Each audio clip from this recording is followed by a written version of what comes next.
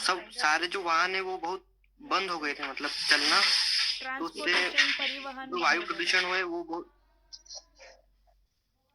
और हाँ, तो एक्सीडेंट होने से वाहनों बच से गए होने बहुत। वाला प्रदूषण कंट्रोल हुआ, इंडस्ट्री से होने वाला प्रदूषण हुआ कम। और हाँ क्या है, मैम। नेचर को तो एक्सीडेंट भी कम हो गए।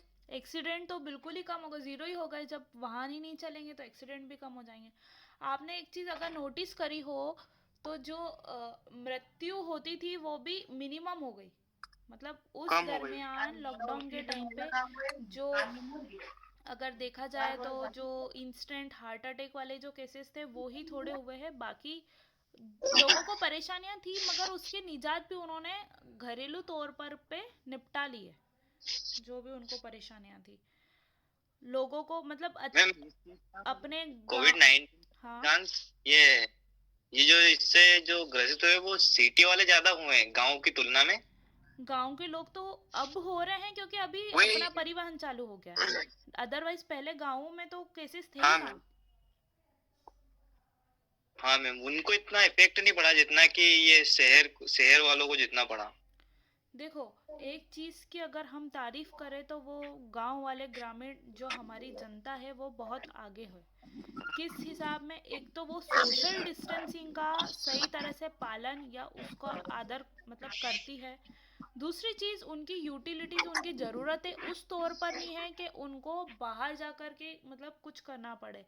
अनाज उनके यहाँ पे रहता है। मतलब ग्रामीण वर्ग इतना एक्टिव है कि वो अपना कैसे गुजारा करना है वो अपने तरह से कर सकता है। ठीक है, अगर जी देखा मैम। जाए तो साबुन सोडा इन चीज़ों के लिए ही ग्रामीण बाहर जाता है। अदरवाइज जो यूटिलिटी, जीवन व्यापन करने के लिए जो हमको अनाज चाहिए वो तो अन्नदाता ही होता है, तो उसके पास उस चीज़ की अवेबिलिटी थी। वो कैसे रहता है, कैसे क्या करता है। गांव वालों को एक चीज़ और अच्छी लगी कि भैया सालों से उनका परिवार जो बटा हुआ था, लोगों ने पलायन करके अपने मूल स्थान पर जहाँ से उनका उद्गम हुआ है वहाँ पर आए। परिवारवाद, मतलब परिवार के साथ रहने का मौका मिला। परिवार को सही क्वालिटी टाइम स्पेंड किया। अब परिवार में रहने के कारण बहुत दूसरे काम मतलब भी गलत हुए, जैसे कि लड़ाई होना, विवाद होना, और लोगों में मतलब जिनके थॉट्स नहीं मिलते हैं, जिनके जो नहीं जैसे जिनके विचारों में मतभेद हैं, वो चीज़ें देखने में। अगर समाज की बात करें तो सामाजिक तौर पर बहुत अच्छी चीज़ भी हुई और बुरी चीज़ भी हुई, देखा जाए तो। मतलब अब ये हो गया है। बच्चों की बात करें, जो छोटे बच्चे थे स्कूलों वाले, उनके लिए क्या हो गया कि वो अभी जैसे KG 1 नर्सरी में थे, उनको स्कूल का मतलब ही समझ नहीं आया। स्कूल उनके लिए मजाक हो गया, है ना। समझ रहे हो कि नहीं। और जो सही है। अपने बोर्ड्स एग्ज़ाम वाले थे उन पे कैसा असर पड़ा, उनकी एग्ज़ाम पोस्टपोन हुई, आगे बढ़ी। थोड़ी इंट्रेंस एग्ज़ाम उससे ग्रासित हुई। तो इस हिसाब से ये प्रणाली शिक्षा के ऊपर बहुत गहरा प्रभाव डाली। इस हिसाब से गहरा प्रभाव डाली कि शिक्षा बहुत ज़्यादा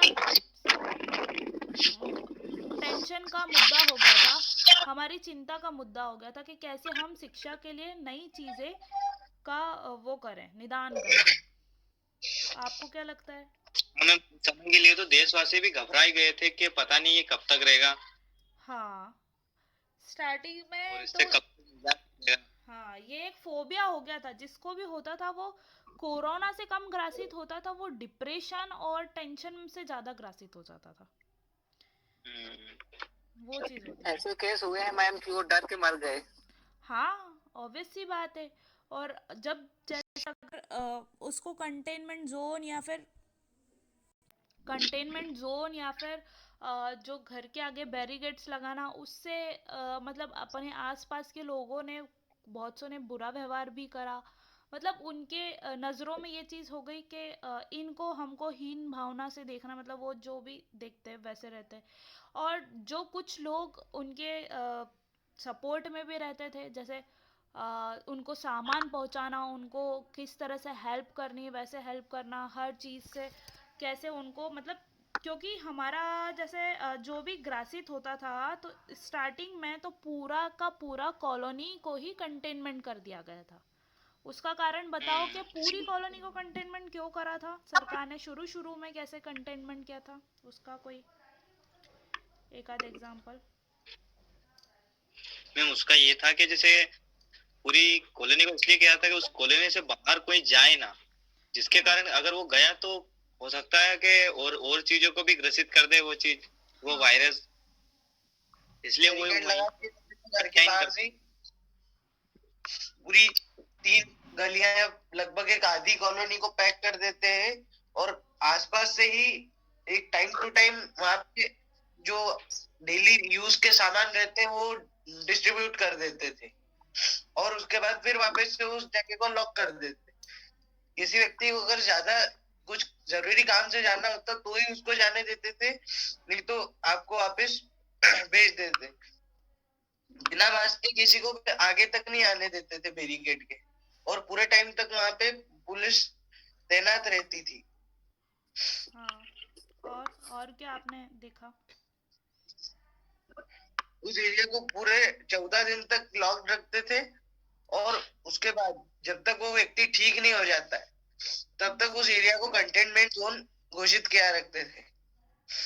हाँ इसमें एक चीज में इसमें ये उभर के आया है कि जो कि हमारे हॉस्पिटल के जो डॉक्टर और ये इस टाइम पे भगवान बन के उभरे हैं।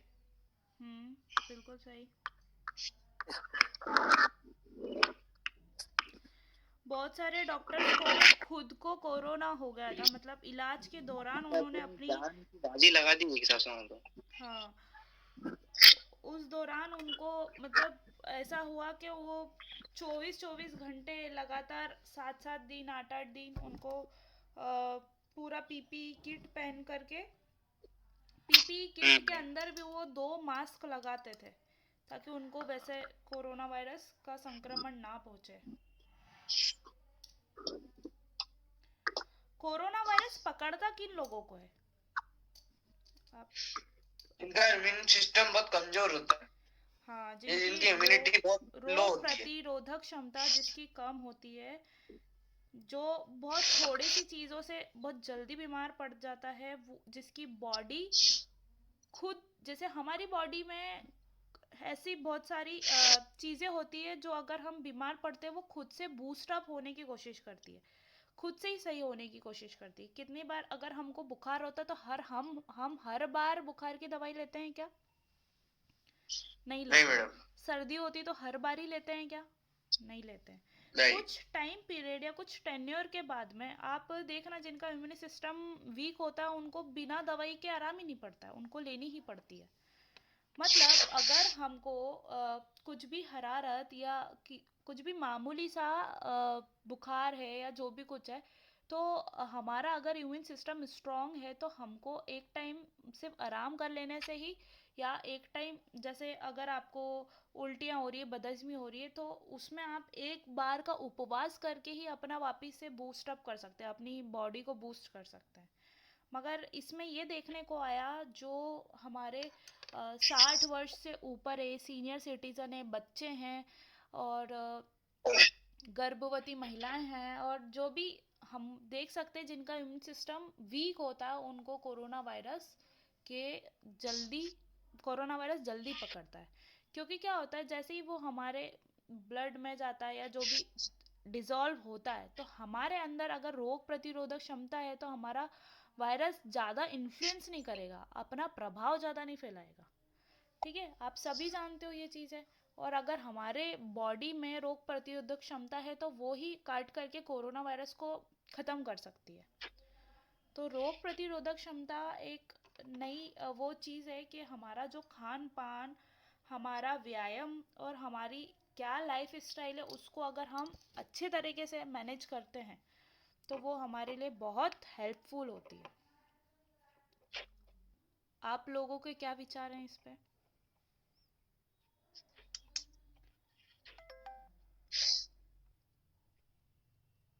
एक पहली चीज तो मैडम खान पान की जो आपने बताई, जिसके कारण मेन सबसे ज्यादा असर पड़ता है हमारे इम्यून सिस्टम पे, कि आजकल हमारा जो खाना पीना है तो वेजिटेरियन हो या नॉन वेजिटेरियन हो, सबसे ज्यादा दूषित चीजें आ रही है इसमें।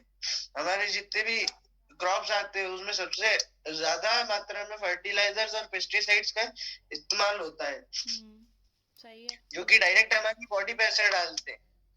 अगर हम ओरिजिनल क्रॉप खाते या जो असली प्राकृतिक रूप से नेचुरली खाद से उगाई जो जाती चीजें खाते तो हमारी इम्यून सिस्टम और बॉडी इतनी मजबूत होती है कि हमारा कोई वायरस कुछ नहीं बिगाड़ सकता है।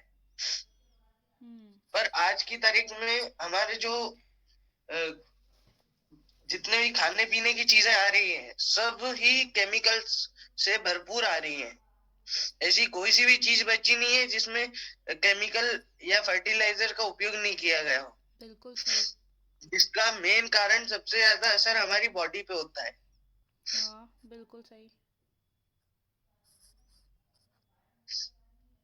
और कोई ये तो इसकी बात हुई। हाँ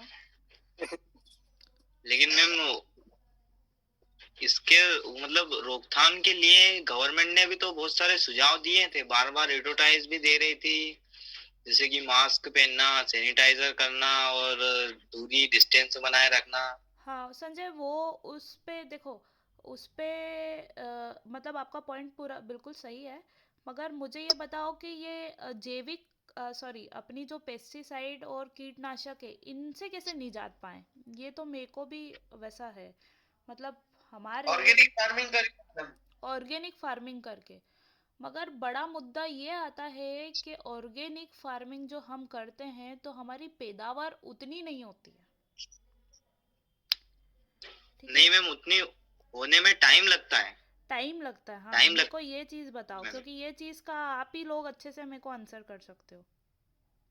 बैरागी मैम नरेश। इसी में ऑर्गेनिक बता रहे हो, इसमें ये है कि जैसे ऑर्गेनिक में चीज ये है कि टाइम लगता है हाँ उस चीज में, और जो फर्टिलाइजर और इनका जो दवाइयों का इनका यूज होती है आजकल के फसलों में, हाँ तो वो क्या है कि उन चीज को जल्दी खत्म कर देते हैं, लेकिन जड़ से खत्म कर नहीं पाते हैं वो चीज। ये जो केमिकल और छिड़काव ये जो है ना फसलों पे, ये जड़ से खत्म नहीं कर पाते हैं। मगर लेकिन जो उसके नुकसान कितने हो रहे हैं, मगर फिर भी हम क्यों ऐसे केमिकल्स और पेस्टिसाइड कीटनाशक यूज कर रहे हैं? कायदे से ये बैन हो जाना चाहिए। पैदावार अच्छी हो इसलिए करते हैं सब। इससे पैदावार अच्छी होती है, इससे फसल के जो टाइमिंग रहता है, जो नेचुरल टाइमिंग रहता है उसमें बूस्टअप आ जाता है एक, वो बहुत तेजी से फसलें उगने लगती है। किसानों को इस चीज में आसानी रहती है कि उनकी फसलें ज्यादा जल्दी जल्दी पैदा होती जाए, एक के बाद एक के बाद एक, और उनको ज्यादा प्रॉफिट मिले। क्योंकि अगर नेचुरली देखा जाए तो गेहूं की फसल लगभग 5 से 6 महीने में उगती है, और इसको ये फर्टिलाइजर्स, केमिकल्स और जितनी भी तरह तरह के केमिकल्स आते हैं वो डाल के इसको स्पीड अप कर देते हैं ताकि जल्दी इनके गेहूं की उगाई हो जाए, जमीन जल्दी खाली हो, और उसके कारण ज्यादा पैदावार होती है।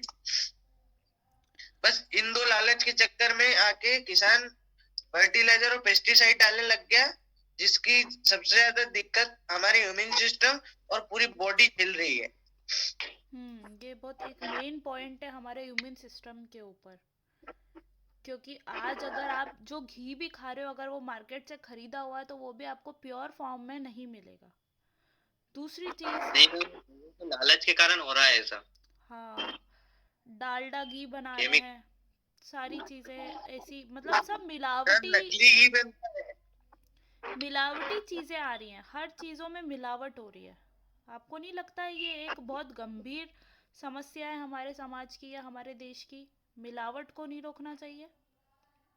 मैडम सबसे ज्यादा गंभीर समस्या है ये, और इसमें जो हम तेल लाते बाजार से वो निकलता तो उसके ओरिजिनल फॉर्म में ही है, उसको पतला या फिर रिफाइंड जो बोलते हैं सबसे ज्यादा कि अल्ट्रा रिफाइंड या ज्यादा रिफाइंड ऑयल है, उसको पतला करने के लिए उसमें ऐसा केमिकल डालते हैं जो कि आपकी बॉडी को पूरा एक छन्नी की तरह खत्म कर सकता है।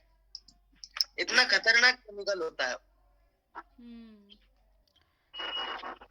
इसीलिए शहर के लोग इतने दिन तक जिंदा नहीं रहते।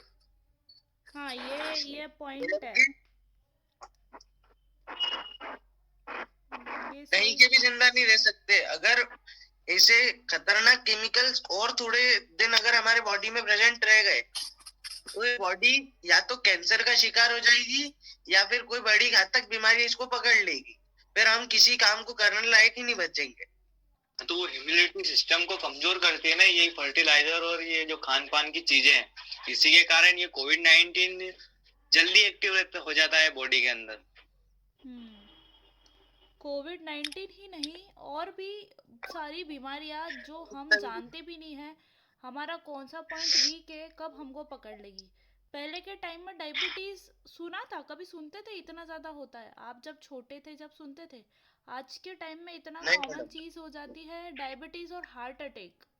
इतनी कॉमन चीज हो गई है कि मतलब ठीक है, अब जनता को आम लगता है। कोई शांत हो गया बिना टाइम से तो वो बहुत उसको आम बात लगती है। पहले के टाइम में अलग एक एरा होता था जब दिन भर काम करते करते गृहिणियां निकाल देती थी। दिन भर मतलब सुबह उनकी दिनचर्या स्टार्ट होती थी सुबह की 4 बजे से, और पूरा दिन उनको काम करते करते निकल जाता था। काम से मतलब है उपले बनाना, गाय भैंसों को वो उनका खाना बनाना, उसका उनका भूसा रेडी करना, दिन भर की हमारे घरों के जो काम करना। उससे मैं ये चीज़ नहीं बोल रही हूँ आज की गृहिणियाँ नहीं कर रही है, मगर उस काम से उनको एक्स्ट्रा कोई एक्सरसाइज की ज़रूरत नहीं पड़ती थी। उनके बॉडी के अंदर जो ग्रीसिंग पावर होती है, जो हमारे जोड़ों के बीच में जैसे रहता ना, अगर हम किसी मशीन को चलाते नहीं है, मोटरसाइकिल को चलाते नहीं है तो वो जाम हो जाती है। हमारा शरीर भी एक तरह की मशीन है। अगर हम इसको प्रॉपर तरीके से चलाते नहीं है, इसका उपयोग नहीं करते हैं, तो ये क्या देने लग जाती है, हमको दिक्कतें देने लग जाती है। समझ रहे हो? और हमारे जो शरीर में अनाज जा रहा है, जो भी हम खा रहे हैं पेस्टिसाइड युक्त, वो उसी प्रकार का पेट्रोल है जो हम पेट्रोल की मिलावट करके जब हमारी गाड़ी के अंदर डालते हैं तो उसमें दिक्कत होने लग जाती है। उसी प्रकार से हम जो खाना खा रहे हैं वो अगर मिलावटी खाना होता है तो अगर हम उसका उपभोग कर रहे हैं तो वो हमको कभी ना कभी हमारी बॉडी में दिक्कत देगा। जो कि madam cancer, heart attack, diabetes और ऐसी कई बड़ी बड़ी बीमारियों के रूप में उभरता है। आजकल हर 5 में से एक व्यक्ति को हाई ब्लड प्रेशर की प्रॉब्लम है। हर एक व्यक्ति के आर्टरीज में ब्लॉक हो जाते हैं जिसके कारण लोगों को हार्ट अटैक आ जाते हैं। हाँ बिल्कुल सही हर बात। 8 में से एक व्यक्ति कैंसर हो जाता है। हम अपने मार्ग से विचलित हो गए थे। हाँ मतलब मार्ग का मतलब ये है कि एक संगीत, मुझे लगता है ये एक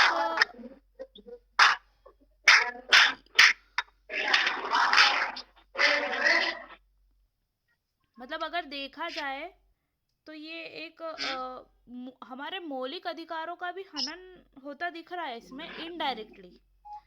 ठीक है, किस प्रकार से हमको खाना खाने का अधिकार है, हमको हमारा जीवन जीने का अधिकार है। इस हिसाब से हमको मिलावटी खाना उपलब्ध हो रहा है बाजारों से, तो ये एक तरह से हमको दिक्कत है। हमको खाने का अधिकार है, हमको रहने का अधिकार है, मगर हम मिलावटी खाना खा रहे हैं, हमको अवेबिलिटी नहीं मिल रही है। तो इसका निदान कैसे करेंगे? पहली चीज, अगर इसको हम खत्म कर देते हैं फिर हम हमारे मेन टॉपिक पे जंप करेंगे। हम अगर कोशिश करें कि हम कम से कम प्रकृति को नुकसान पहुंचाएंगे। अगर मैं यहाँ 2 घंटे तुमको पढ़ा रही हूँ तो मैं फोन पे पढ़ा रही हूँ, जरूरी नहीं है मैं लाइट चालू करके अपने रूम में पढ़ाऊँ। अवेबिलिटी है, जगह है, तो जा करके नेचुरल लाइट या तो छतों पर या गैलरी में कहीं भी जा करके पढ़ा सकती हूँ। मगर मैं क्या कर रही हूँ, यहाँ पे लाइट का खर्च कर रही हूँ। तो इस प्रकार से हम कहीं ना कहीं इनडायरेक्टली पैसा खर्च कर रहे हैं। अब उसको कैसे रिकवर करें? तो हम ज़्यादा से ज़्यादा अगर सब्जियां भी खरीद रहे, हमारे पास खाली लैंड है, तो हम खुद का प्रोडक्शन करें, जैविक खाद डालें अपनी। मतलब अगर हम पहल करेंगे तो सब पहल करेंगे। ठीक है, हम ही हमारा काम, हमारी जो यूटिलिटीज़ है, हमारी ज़रूरत है, उसको हम कम करते जाए, हम नेचुरल चीज़ों को अपनाएंगे, तभी जा कर के थोड़ा सा सिस्टम सुधर सकता है। किसका सिस्टम? नेचर का, प्रकृति का। ठीक है, अगर हम महत्वाकांक्षाएं थोड़ी सी कम कर दें, जो हमारी यूटिलिटीज कम कर दे, तो उस हिसाब से जब डिमांड ही नहीं होगी क्या बाजार में लॉकडाउन के दौरान ब्रांडेड कपड़े बिके? क्या अमेजोन नहीं चला? मैम। चाहे नायका चला? लोगों को समझ आ गया कि नहीं ये मैम, सब ऊपरी चीज है, मोह माया है। फर्स्ट यूटिलिटी अपनी जान है, मतलब जान है तो जहान है वाली चीज समझ में आ गई बेसिकली लोगों को। तो उनको ये सारी चीजें समझना चाहिए कि ये सब चीजें सेकेंडरी है। इस चीज से हमने ये जाना कि हमको स्वस्थ रहना जरूरी है। ठीक है। बहुत किसी ने कहा है 2020 कमाने का वर्ष नहीं है, सिर्फ अपनी जान और अपने खुद को सही तरह से सरवाइव कर ले वो वाला वर्ष है। ठीक है। अब हम हमारे मूल टॉपिक पे आते हैं। जो कि था कोरोना वायरस। उसके बारे में डिस्कस करते हैं। कैसा रहेगा? नहीं, मैं कोई भगवान नहीं हूँ, तो मैं नहीं बता सकती कि 2021 कैसा रहेगा। कोरोना वायरस की अभी जो स्थिति है वो बहुत ही गंभीर चल रही है क्योंकि इसका एक नया स्ट्रेन पाया गया है जिसके लगभग 11 केस यूके में पाए गए थे, जिसमें से जिसके 4 संक्रमित लोग अभी इंडिया में पाए गए हैं। और ये स्ट्रेन इतना खतरनाक है जो कि पिछले कोरोना वायरस ने जो पिछले साल एक सेकंड, क्या बोला तुमने? 4 नए केस, 4 नए और नए पाए गए आज की तारीख में, और टोटल अलग और हो गए। नए पाए गए। हाँ, आज। और ये स्ट्रेन इतना खतरनाक है कि पिछले जो असर हो रहा था कोरोना वायरस से उससे 70% ज्यादा इफेक्टिव है। सही है। और या 70%, हम इसको ऐसे कह सकते हैं कि 70% ज्यादा घातक है हमारे लिए। मतलब ये कह सकते हैं कि एक बीमारी खत्म नहीं उसके पहले इससे खतरनाक बीमारी आ गई। हाँ। इसका सेकेंड स्टेज पे इसका नया एक रिप्रोडक्शन कह सकते हैं इसको, कि नया रूप ले सकते, और इसमें बहुत खतरनाक स्थिति बनने वाली है। अभी तक हमारे पास पहले वायरस की ही वैक्सीन तैयार होकर नहीं पहुंच पाई है, जो कि फाइजर कंपनी बना रही है अहमदाबाद के पास में। वो अभी तक हम तक नहीं पहुंच पाई, उसके पहले ये इससे खतरनाक रूप लेके वायरस हमारे बीच में आ चुका है। मतलब हमें ये यूके से आया है, यूके से चल रहा है, ब्रिटेन से। New strain of corona virus. ये भी ऐसा ही महामारी चाहिए। ये उससे 70% ज्यादा एक्टिव है, मतलब ज्यादा प्रबल है कोरोना से। तो ये होएगा। इसकी डेट हुई थी नहीं? क्या चीज? इनकी डेट हुई थी ना इसकी? समझ नहीं आ रहा है, क्या बोल रहे हो? मैम कोई मतलब किसी के ये जान गई थी नहीं इससे, इस बीमारी से? ये तो आपको न्यूज़पेपर पढ़ना चाहिए या गूगल पे पढ़ना चाहिए, तो उससे आपको समझ आएगा। सक्षम को मालूम है? नहीं, सक्षम को नहीं मालूम है, ये सभी को मालूम होना चाहिए। कायदा ये बोलता है, कोई एक इंसान की चीज नहीं है। इस चीजों को सभी को अपडेट होना चाहिए कि आजकल ये सीधा सीधा चुनौती है चिकित्सा को और सिस्टम को, कि आपके सामने एक इतनी संगीन बीमारी फैल रही है मगर आप बिल्कुल लाचार जैसे कुछ नहीं कर पा रहे हो। सिर्फ और सिर्फ कोरोना वायरस को जो भी उनके पास पहले से मौजूद उपाय थे, जो भी रेमेडीज थी, पैरासीटामोल के अलग अलग जो भी फॉर्मूलेज थे, कोरोना वायरस खुद इतना संगीन नहीं है, मगर वो जब दूसरी बीमारी वाले को होता है, सपोज किसी को शुगर है, तो उस शुगर को रैपिड कर देता है। मतलब रैपिड मतलब उसकी जो प्रॉब्लम होती है, शुगर लो हो जाना, शुगर इंस्टेंट हाई हो जाना, ये सारी चीज़ों में अफेक्ट करता है। किसी को अगर कुछ और प्रॉब्लम है तो वो उसमें अफेक्ट कर रहा है। किसी को सांस लेने में पहले से तकलीफ थी, अस्थमा रेडिली पहले से ही था, इनिशियल में ही था, तो अगर कोरोना वायरस का इन्फ्लुएंस हुआ तो वहाँ पर गले में क्या होता है, ब्लॉकेज होता है, धीरे धीरे से वो ब्लॉक करता है, तो उसको सांस लेने में और ज़्यादा इफेक्ट हो जाती है। मतलब जो पहले से मौजूद कोई बीमारियां हैं तो उसको और एक्टिव कर देता है कोरोना वायरस। ठीक है, तो ये सारी चीज़ें हम समझते हैं कोरोना वायरस से रिलेटेड कि क्या चीज़ है। कोरोना वायरस खुद इतना प्रॉब्लमेटिक नहीं है। अगर किसी को भी नॉर्मल आप मतलब हट्टे कट्टे इंसान को होता है तो वो थोड़े टाइम में रिकवर हो जाता है, क्योंकि उसका इम्यून सिस्टम धीरे धीरे तो काम कर ही रहा है ना, धीरे धीरे तो उससे लड़ ही लेगा। मतलब वायरस कमज़ोर पड़ जा रहा है उसकी बॉडी में रहते रहते।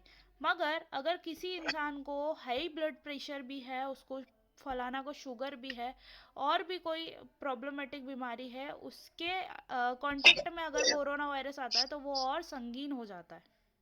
समझ में आ रही है बात?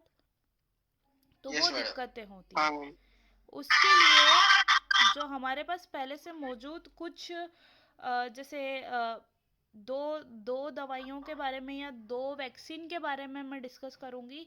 एक रेमडेसिविर है जो इबोला वायरस के लिए वैक्सीन बनी हुई है, तो एक ये लगा सकते हैं। और एक टोस्लीजुम्बा करके एक वैक्सीन है, जो कि ये भी एक तरह की वैक्सीन है जो हमारी इम्यून सिस्टम को, मतलब जो वायरस जहाँ है उसको वहीं रोकती है, उसके प्रभाव बढ़ने से रोक देता है। ठीक है, टोस्लीजुम्बा करके एक वैक्सीन होता है, और एक इबोला होता है। मैं ये नहीं बोल रही इनसे ख़त्म होता है, इनसे उसकी रफ्तार में जो प्रगति होती है उसमें विराम हो जाता है। तो दो चीज़ों को सरकार प्रेफर कर रही थी मोस्टली। रेमडेसिविर के कुछ 6 डोज लगते थे इसमें, और टोस्लीजुम्बा थोड़ा सा और इफ़ेक्टिव है जिन मरीज़ों को और जल्दी कोरोना वायरस, जिनका इम्यून सिस्टम और बेकार है या और भी एक्स्ट्रा में कोई उनको बीमारी है पहले से, तो उनको टोस्लीजुम्बा लगाते थे। ठीक है, ये पहले जो उपाय चल रहे थे उनका था। और जिनको कम लेवल का है, मतलब ये परसेंट में होता है, मैं अपने कोरोना वायरस को थोड़ा सा बताती हूँ, क्योंकि जो हमने डिस्कस करा वो था तो सब कुछ काम का, मगर थोड़ा सा मार्ग से विपरीत हो रहा था, कोई कुछ चीज़ें अलग जा रही थी। तो बेसिकली कोविड-19 कोरोना वायरस जो है, ये जैसे कैसे आया हमारे देश में, कैसे एंटर हुआ, ये उद्गम हुआ चीन के वुहान में। ठीक है, उन लोगों का कहना है ये लेबोरेटरी से उद्गम हुआ, या फिर चमगादड़ खाने वाले लोगों के शरीर से उद्गम हुआ, इसका अभी कोई हमारे पास साक्ष्य नहीं है। ठीक है, चाहे जैसे हुआ, मगर इसको सबसे पहले देखा गया